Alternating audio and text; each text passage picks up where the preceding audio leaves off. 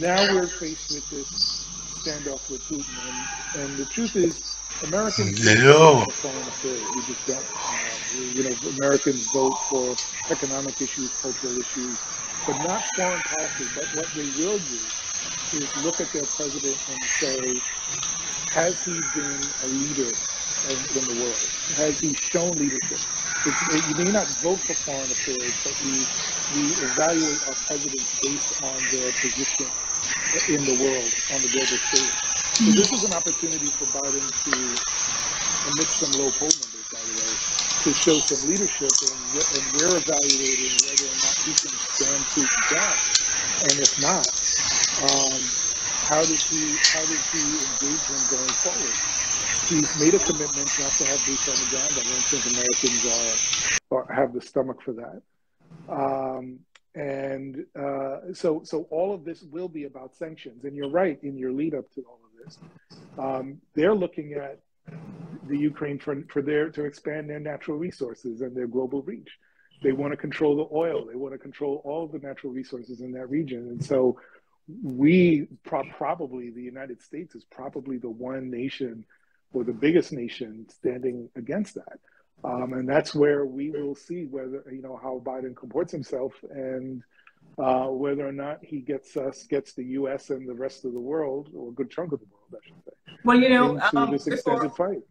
Thank you for that. Before I bring Dr. Witter in, I remember growing up, and this is I think one of the reasons why I wanted to have this conversation, to find out why the generations that are coming behind some of us have lost their activist voice. I can remember succinctly watching the Berlin Wall fall on television in the 80s. I remember the breaking up of the USSR and all of the attending issues coming after that. I remember the ending of apartheid. I remember the student protests in Tiananmen Square. I remember this activism. I remember the Arab Spring. I remember these things, and I don't know that there is a real clutch of events that a lot of young people have in their institutional memory or even their consciousness about how the world really works. And that is why it's concerning, because if that side of the world is destabilized, especially now, we in the Caribbean run a very, very serious risk, particularly in Jamaica and Guyana, that has Russian investments, and it will create a significant upheaval. Also, Russia is a large exporter of wheat, and a lot of the raw materials that we have imported is for food production. We have to import most of our raw materials for food production. So I want to bring in Dr. Witter, because explain to the audience, Dr. Witter, what you believe will happen if diplomatic solutions or negotiations break down in this circumstance. If the United States, if Germany, if France, if the top 25 large economies in the world are not able to say to Putin, look, we are not going to dance with you, what do you think is going to happen? Well, I don't know. I think maybe I approach the problem a bit different. But first of all, I'm approaching the issue from the point of view of the Caribbean. Right. And from the Caribbean point of view, you do point out that the global instability will reflect itself in increased prices, primarily of energy, both in the form of energy for machines and energy for human beings. That's food. And we'll have some problems with the Russian investments that are in critical sectors in places like Jamaica and Guyana, to be sure. We see, for example, that sanctions have affected our relationships with Venezuela. Yeah. So we are going to suffer from sanctions. And what happens to us here in the Caribbean is going to be pretty general for certainly small island developing countries and many third world countries. Mm-hmm. So along with the concerns you are raising about Jamaica's voice in sense of what kind of principles it has, It seems to me that we should be mobilizing for peace, globally for peace, as purely economic policy. The truth of the matter is that a country like Jamaica was born into the formation of the global economy. And what is happening now is that the global economy is leaving us aside. And it's therefore important for us to begin our analysis of what happens in Jamaica and the rest of the Caribbean, including Cuba, with what is happening in the global economy. And something like this is very disturbing. Now, I found the discussion quite interesting, but coming from a particularly U.S. perspective. That's why you're here. That's why you're here. Yeah, okay. From another perspective, it is true that the Russians have always been nervous about security issues coming through what is now Belarus and Ukraine, both from the days of Napoleon in 1810 and the Nazis.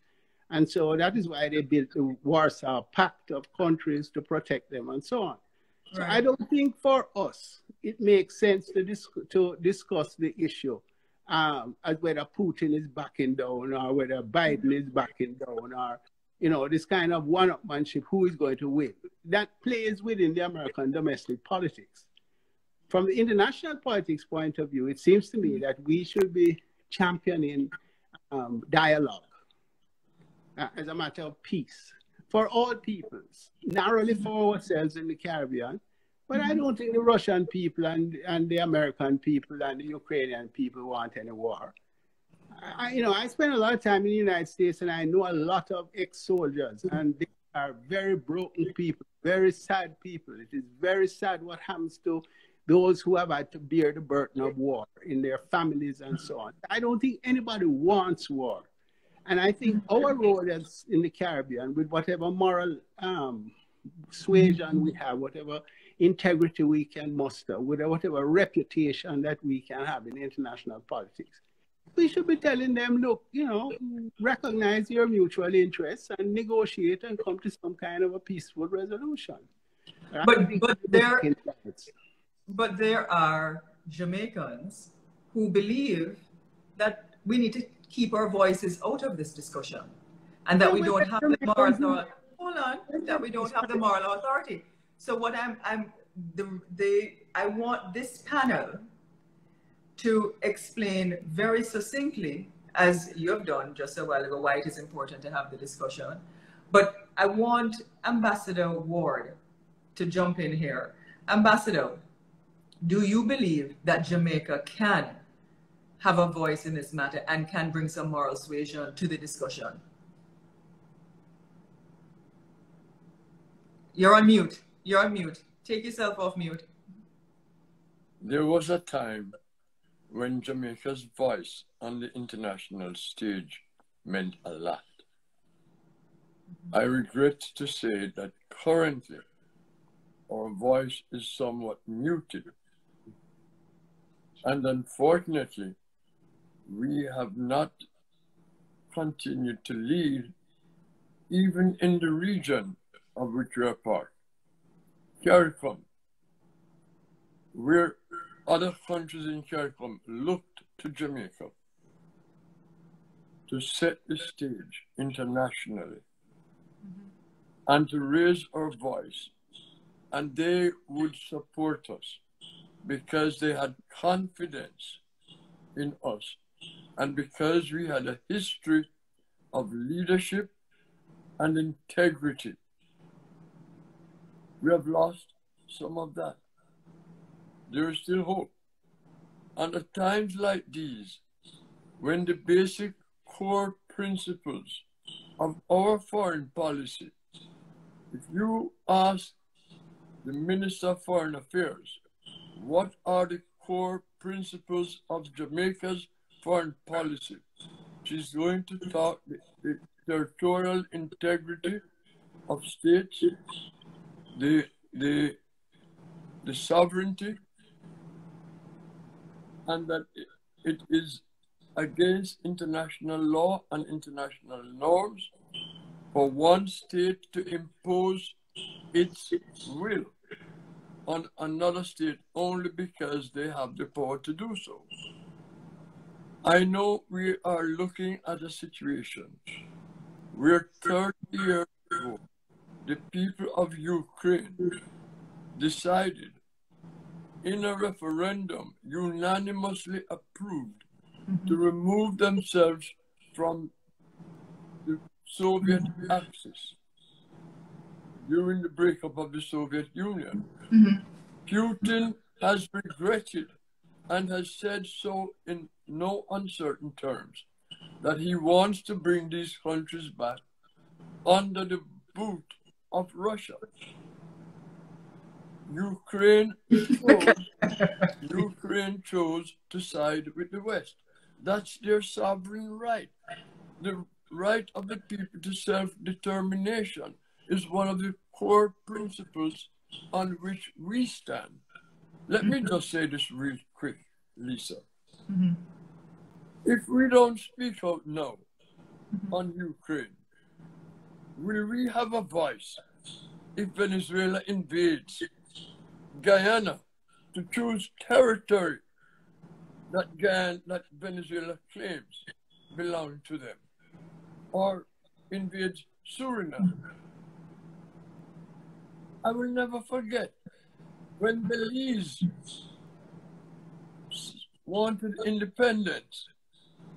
We Jamaica stood up and fought for Belize to have the right to independence because its neighboring state said Belize is a part of them.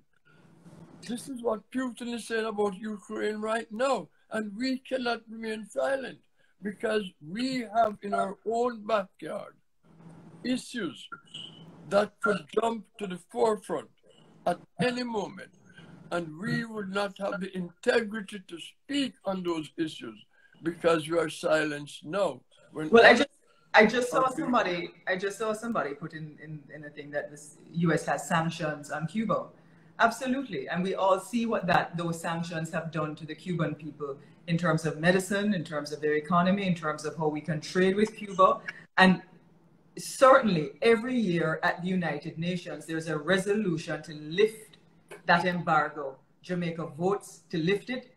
It is almost a unanimous vote, and the United States still has not lifted the sanctions. So I know this foreign affairs topic is not a sexy topic for most people, but they need to understand that anything that happens in the world today affects us as a small island nation state, as Dr. Witte was saying. But Basil, back to you. You are actually in the classroom. I know Dr. Witte used to be in the classroom and still is a lecturer and still does tremendous work. What is it that happens in this generation that is coming that doesn't understand the power of their voice and how to use their voice to stand up for and stand up against injustice, whatever that may look like? Well, a lot of the students that I teach are very active, and I think one of the things that there are a couple of quick things that I'll raise. The first is what I think has happened is that social media has, small d, democratized activism. What I mean by that is if you look at the civil rights movement and other movements of the past, there was sort of a leader or a handful of leaders, and a lot of it in the U.S. at least was church-based or neighborhood-based. What social media has done is democratize that activism so that you don't need that singular leader to be out there with that call to action, that there is a call to action and everybody sort of come to one place. What I think is lacking is the sort of agenda. Sort of what are we asking for? What do we want?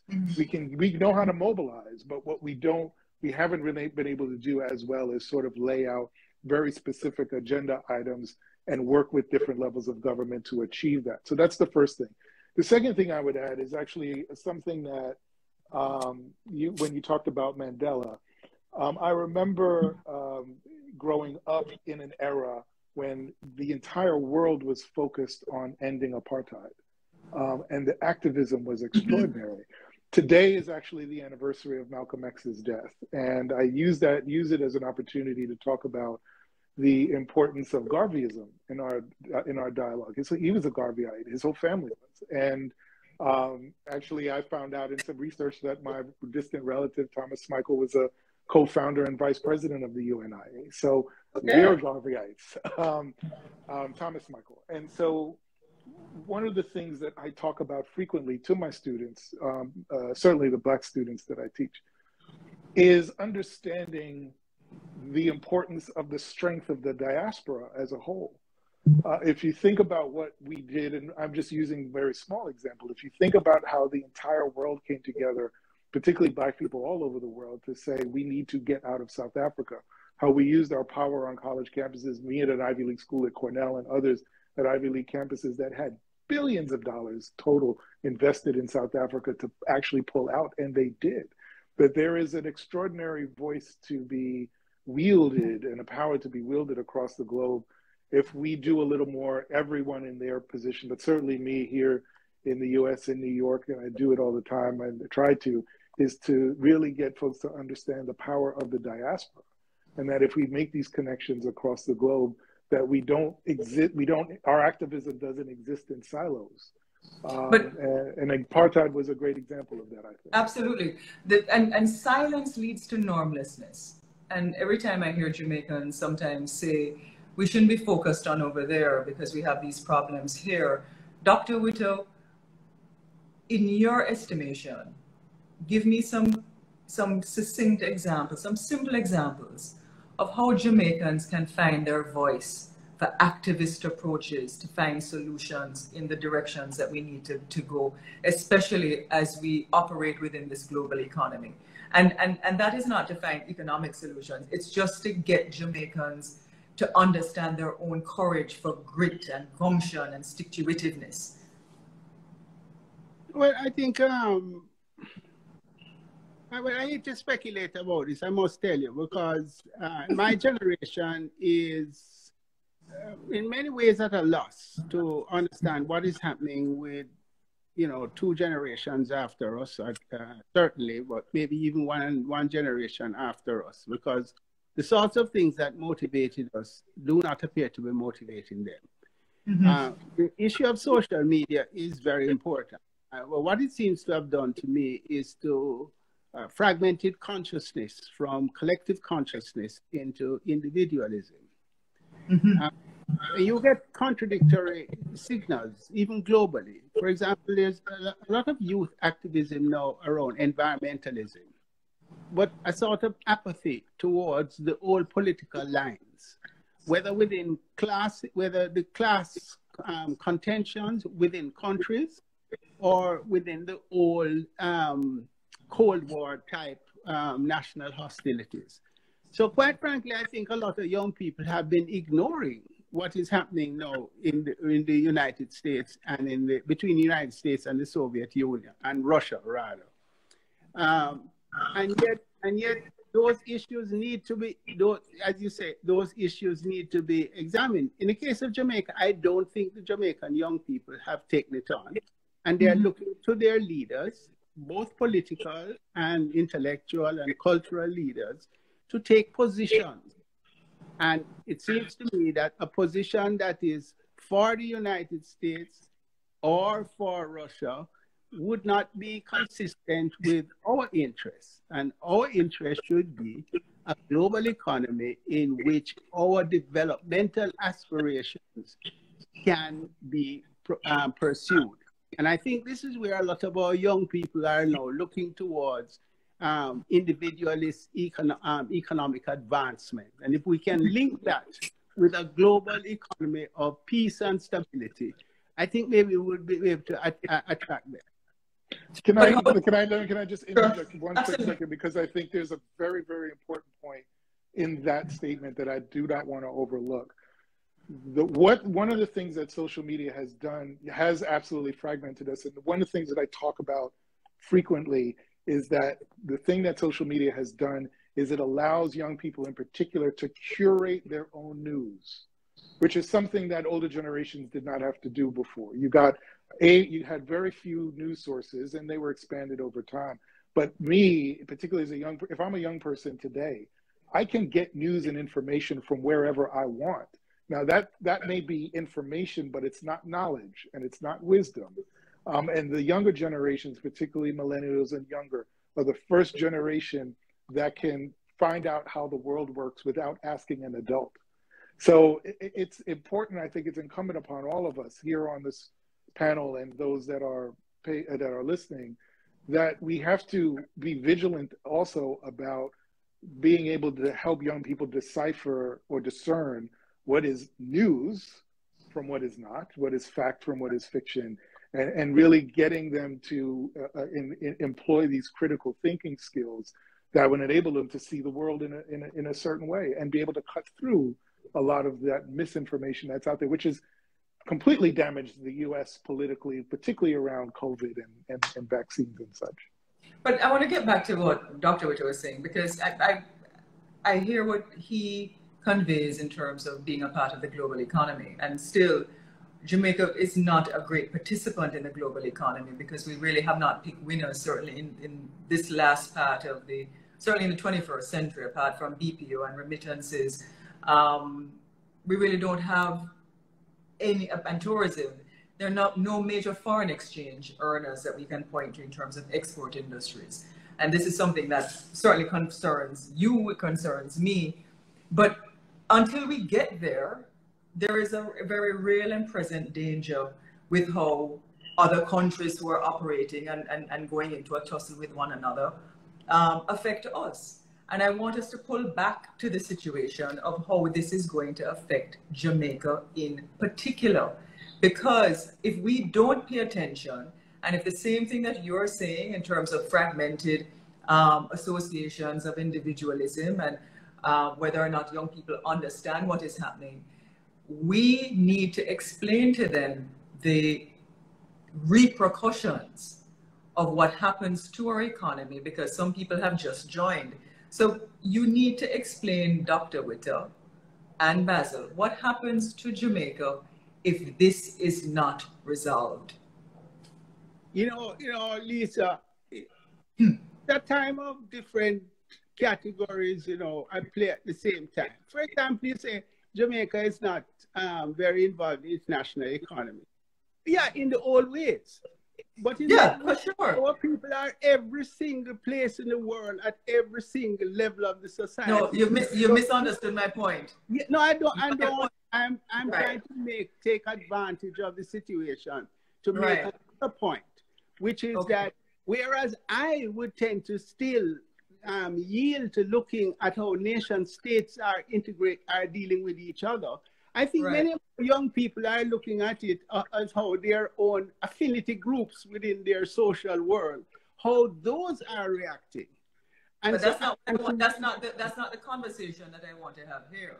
Okay. We have a situation right now that depends on certain trade coming from certain countries. Yes. We depend on oil, for example. We depend on global supply chains.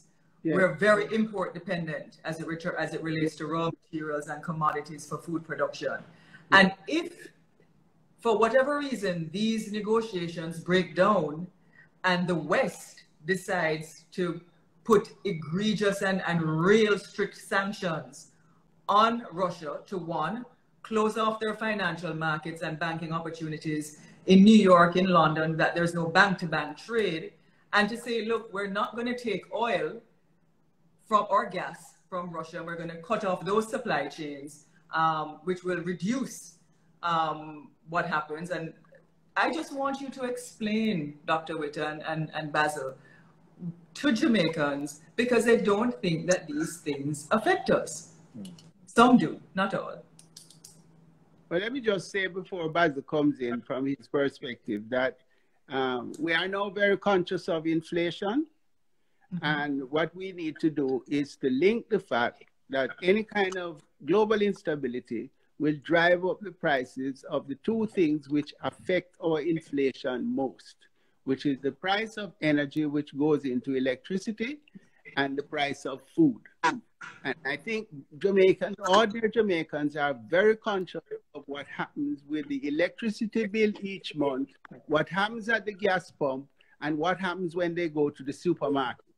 Right. That is why I think we need to link it to what is their economic issues that they are facing. In our case, survival, and we can pretty it up a bit by saying, you know, their economic development prospects. But if we link that to what is happening internationally and provide a leadership in interpreting what is happening internationally, then I think maybe we could get young people to begin to explore the issues in their own perspectives. Basil, you can... No, I think that's absolutely right. You know, we would call it in the world of political campaigns and politics, kitchen table issues, right? It's the gas prices, it's food prices, all of the things that affect a person's day-to-day existence and create a sense of urgency around that. Without that sense of urgency, what I would say is you're asking someone to make an investment instead of a purchase, meaning the purchase is something they need today. The investment is something they have to think about the benefits tomorrow. So you have to get people to purchase that with that sense of urgency. What's gonna happen when they go to buy milk tomorrow? How much is that gonna cost, and why does it cost that? If you're looking at a young coder today, somebody that does coding, how does what they do, how is it affected by this conflict? If they're just sending code to another country through email, it may not be affecting them at all. But if it does, in terms of the cost of the electricity for that router, or to have the computer on all day while they're working, then that really does matter because it affects their livelihood. So it's a really, really critical to convey that sense of urgency around what we would call, and what the doctor has said, these kitchen table issues. If we are to get to a space to have this kind of dialogue nationally, because one of the powerful points that all three of you have said is that Jamaica has a voice and a moral responsibility to speak their voice in the world and to make sure that people understand what our positions are. Dr. Witter said very clearly too that he's a little confused about maybe a generation right behind him, and even two, about the things that that concern them and their own activism, their own principles. And I want to find out from three of you, you don't have to speak at once, where do we go? Does it start at the basic school level in terms of critical analysis of the things that are important? Because there are three generations on this live. There's Basil and I, there is Dr. Witter, and there is Ambassador Ward. And all of us have our own experiences and our own consciousness in terms of the things that we believe in. And Basil, I was stoked by what you said, because I remember having to watch the news with my parents. I remember having to sit down, and when my parents laughed, I laughed. Right. When they said something, they would have a conversation. I used to have to read the newspaper, and my mother or father would take me up on the newspaper and say, well, what did you learn? Right. So this is the kind of socialization, and I want to find out, because this is about Jamaicans finding their voice. Where is their voice? So what do you think, and where do you think we need to go to have that kind of transformative approach to our purpose and our identity, for them to understand their worth in exploring these things that should matter to their lives? You want to take that? I haven't heard from you, Ambassador Ward. Well, I haven't heard from you in a while. No, but if you consider what is lacking, or what we believe is lacking, mm-hmm. It begins with the education system. What are they being taught in schools? How do they relate outside of their schools, outside of their community, outside of Jamaica? Mm-hmm. Marcus Garvey and as we mentioned Marcus Garvey earlier, mm-hmm. he said, a people without knowledge of their culture and their history are like a tree without roots. So let us begin there, because Lisa, when you speak of the interconnectedness of countries in a globalized world, the interconnectedness of trade and the supply chain, they don't understand what you're talking about, then your voice is falling on deaf ears. So they need to learn these things as part of their curriculum. We have a legacy in our education system which is not geared to the globe. Mm-hmm. It is geared to a curriculum which marginalizes what they learn as Jamaica's place. When we had leaders in the past who were advocates on the global stage, everyone understood where Jamaica was. You mentioned at the very beginning, Lisa, that we don't go on our knees, we stand on our feet. And that was the mantra in the 70s and so on. And while we may have had pushback, we had respect. Now, I spent 2 years in the UN Security Council. But before that, in 1976, when I first went to the General Assembly, and we were considering resolutions, people from other countries, the ambassadors from other countries, would come to us and ask, what is Jamaica's position on this issue? Because we need to inform our government at home what Jamaica is going to do with this resolution. Jamaica abstained on a resolution in the late 1970s, having to do with apartheid and racism and so on. And because Jamaica abstained, the resolution was adopted. Jamaica was blamed for allowing that resolution to be adopted. There was a boycott. There were editorials in the Washington Post and the New York Times. But Jamaica stood firm. You mentioned Mandela visiting Jamaica and Cuba as the two first countries. When South African apartheid military went after the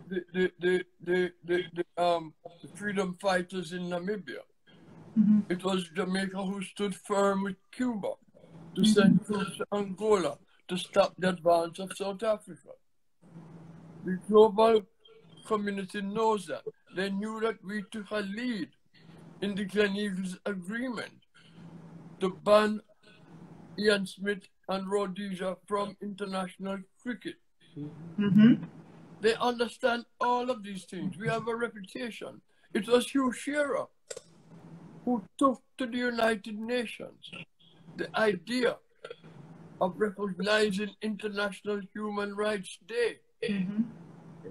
And so on and so forth. So I'm not just ascribing our leadership to one party or the other, although one party has shown a lot more guts and a lot more leadership than the other.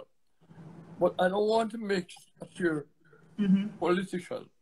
I want it to appear that everybody, look, I know Sergei Lavrov, the foreign minister of Russia. I sat with him for 2 years in the UN Security Council when he was ambassador of Russia and Putin was the president. I sat there and I, as a Jamaican from a small country, was able to mediate between Russia and the United States and the UK on one side when there were issues that were going back and forth and being argued between Russia and the West. I was able to do that. And they respected me for that. Because what? They respected the voice of Jamaica. And this is what I'm trying to say. We cannot remain silent.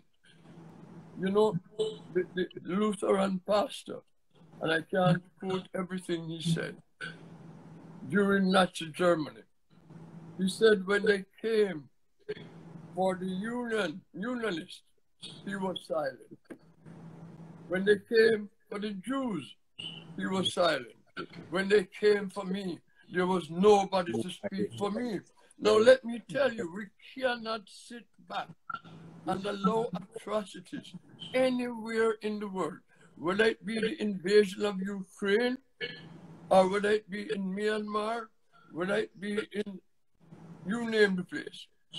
We cannot sit back as a country that has any pride in our 60 years of independence and our global history to sit back and not say anything. Right now, we should be getting CARICOM at the minimum to issue a statement because we are stronger standing together. Together, absolutely. And the nations of CARICOM, certainly I may reach out to Gaston Brown tomorrow and say, hey, PM, what's happening? He's the chairman of CARICOM. Dr. Whittle.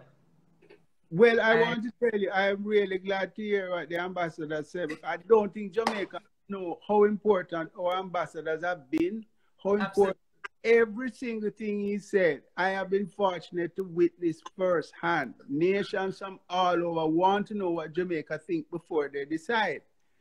And I can only add to that, that certainly I agree with the education problem that he is suggesting. Our education system is falling down, is failing us and has to adjust itself to the current world in which we live. Certainly I think that there is a very important role for national leaders at all levels to provide guidance to the nation's opinions on issues of principle that affect our own development. But I think that what is escaping us, Lisa, is that we in Jamaica benefited from a populace that had a sense of equal rights and justice and truths and rights that came forth in a lot of our music, our poetry, our dance. Our athletes represented that. And there has been a shift where there's been a lot of confusion now, and some of that voice has been muted. The challenge is to find a way to tap into that some more, because it is when that was strong, when the voices were coming that were strong, that our national leaders were forced to respond and to articulate on a global scale what our ordinary people were thinking. So I really, really am glad to hear the ambassador talk, because I do not think Jamaicans know how important the work that we have done, and in particular those ambassadors that we have had who have represented us. And I completely, I mean, I was feeling passionate a while ago because I'm a product of all of that work. When I traveled the world, there was nowhere that I went to that people were not hailing Jamaica for its strong convictions and courage and on doing the right thing for vulnerable states when it was detrimental to others. And that is coming from your generation. And that is why it is important that our generation here, whether it's on climate change, whether it is on injustice, but let me let Basil jump in here, because I'll just honestly be brief, because I think it's two very simple things for me. The first is, and I try to do this in my professional and public life and private life, is to encourage teachers, students, schools everywhere to create and foster a culture of civic engagement at the youngest possible age. Right.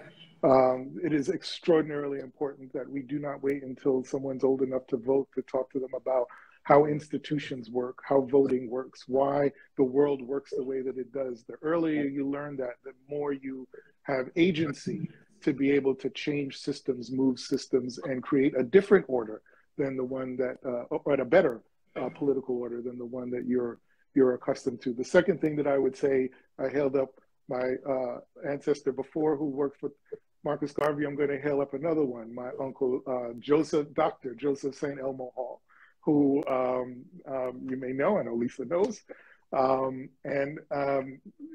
My Uncle Joe, an OBGYN that taught also at and was chair of a department at the University of West Indies,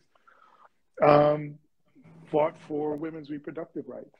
And I don't know that he had to, but he did. And one of the things that I always say is we each have a platform. Use that platform to be an advocate. I don't care where you are, I don't care what you do, but we all have a platform and a space that is ours, and use that space to be engaged civically and to be an advocate. And I am a firm believer of that. So I teach, but I'm also on TV, and every time I have the opportunity to be on one of these national networks and talk, I'm always speaking from a place of activism where I'm a Black man first and a Democrat second. And as long as I kind of maintain that priority, I think I'm okay, and I find my compass. But I encourage everybody else to do that. Whatever platform you have, use it to advocate. Ambassador, you wanted to say something?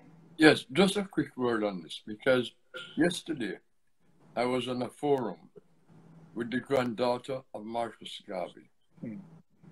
And one of the things we were discussing is the petition drive that we have going for the exoneration of Marcus Garvey. And Lisa, I know you have a lot of followers. Absolutely. And I want to go and sign it. I am privileged to be able to take this opportunity to ask everyone who are listening to sign that petition. We need 100,000 signatures to exonerate him by the 2nd of March for President Biden to take action on this. I know former Prime Minister Petition has written to all the heads of CARICOM, asking them to write individual letters to President Biden. We had the ambassador on the forum yesterday, Ambassador Marks, who represents Jamaica in Washington, on the forum. And we are speaking with one voice. Marcus Garvey was innocent. We are not asking for a pardon. He was innocent. Pardon is for people who committed crimes. He did not commit any crime. We want him exonerated. He was railroaded. He was framed. He was found guilty by a biased judge. We want him exonerated. Please, whitehouse.gov, contact us and just fill out a simple form. And in the message box, say, exonerate Marcus Garvey. Or there's another website. What I will do, Ambassador, is I'll share the link when I post this live. I will share it in the caption so that they can go directly to it, click on it. And I will also share it in the stories after. Gentlemen, we need to wrap up. It's been a wonderful conversation. We've been here for an hour. And I really want to thank all three of you for coming on. I'd like for you to mention the Ward Post, my blog. And make sure you read Ambassador's Ward Post, and make sure you follow Basil on Bloomberg and MSNBC, and make sure that you read. Hold on, Ambassador. I'm not giving you any more time. I need to wrap up this program at this point. My podcast. They can find all of that on your live, on your post. And I want to say a very special thank you to Dr. Witte. I know that he had some circumstances today, and I really want to thank him for coming out and being with us. To all of you who came out this evening, it was a treat. And I want to say this. We're living in a wonderful time of the world where you can be multidimensional, you can be hypervigilant. You don't have to take a linear approach to your life, but you need to be a vanguard of your own destiny. And you also need to recognize that you have a role to play in how the world and this country shapes how we think, your purpose, your identity. There are 3 men on this program, and there are lots of women out there that have played their role in Jamaica's development to give us the courage and the kind of enviable respect that many around the world have come to know us for. Your voice is important in this conversation, in this time, in your generation. What will you believe in? What will you stand up for? What is your voice? What is your principle? Do you have principles of convenience, or do you have principles? Do you change when the narrative changes? Stop being silent and use your voice. I want to thank you for coming out this evening, and we look forward to more lives. Dr. Whittle, big up yourself every time. Thank you, Ambassador. Basil, we have things to talk about, so we'll connect. Bye, everybody. Have a good night. Take care. Good night all. Hello. Good night. Good night. And I agree 100% and more if possible. Now, y'all know that this is a serious topic and serious discussion. Now, I'm just saying, y'all, that we need to practice good living. You understand? Like, we need to point out selfish people because these are the things we have to deal with every day, and it starts from the smallest to the largest. Like, we need to point out selfish people, just like those Bible stories, whether or not you believe in Bible stories. Like, a lot of it, whether it's not, it was true. Like, you'll see that it's true when you live or when you read what the story says and live, you'll see like the similarities. You know what I'm saying? So we need to get back to the days where everyone would know, look, that guy's a thief, and that guy isn't trustworthy, and that guy is that, and that guy. You get what I'm saying? So people can aware on who to deal with, who to trust, who to, I mean, as simple as that, to move forward into the future, while the politics has to also get sorted out, you know? Yeah, ones and ones, we have to fix ourselves. Look in the mirror, talk to yourself, see what y'all should change in your lives about yourself to be better person to people and to yourself. Because some people are mean to themselves and good to others, while some are mean to others while they're good to themselves. So y'all need to know where you stand and try to be good to yourself and good to others. Okay? That's it.